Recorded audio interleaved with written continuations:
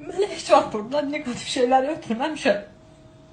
Ama bu kararı hakikaten çok əsəbləşirəm və mənə çox təsir edir bir valideyn olarak. Mənim uşağım bir ildə əziyyət çəkir. Bir ildir mənim uşağımın gecəsi gündüzü yoxdur. Bir ildir mən o bütün uşaqlarını, bütün əyləncəsini, hər şeyin əlindən olmuşam. Maddi mənəvi bizon bütün yıl boyu ailəli üçün sıxıntı çəkmişəm.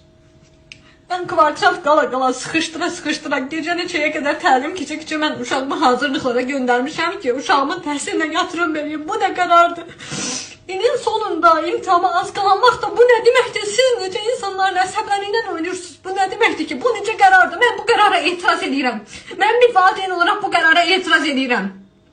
İlin bu vaxtında bu kararı vermirlər. Bu kararı sentyabrın əvvəlində verirlər. Ya ilin ortasında verirlər ki bu insanlar işlərini bilsinlər. Siz insanların hesablarıyla niye oynuyorsunuz? Bu beləydi bəs niye her hafta sınav geçirirdi bu liseyler? Bu liseyler geçirdiği sınavlar da ucuz qiymətə də deyil. Bu cəmaət ağzından kəsir, burnundan kəsir, əynindən kəsir, uşağın hər şeyini kəsir ki, uşağıma təhsil verəcək. Bu da təhsil. Bundan sonra siz hansı uşaqdan istəyəcəksiniz ki, yaxşı təhsil alsın? Sizə savadlı kadr lazım deyil, ha? Azərbaycanda savadlı kadr lazım deyil. Qoy hamı tıp oylarsın, qoy hamı şey olsun. Niyə qaçırırsınız bu milləti bu ölkədə? Niyə bu milləti təhsildən soyudursunuz? Niyə qoymursunuz uşağına təhsil vermək istəyən təhsilini versin?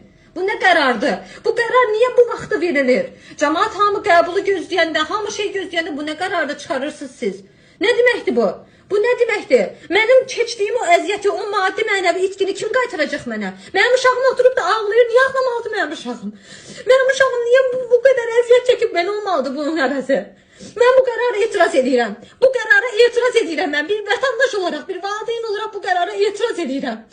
Bəs deyin, insanların əsəbləri ilə oynatır. Bəs deyin.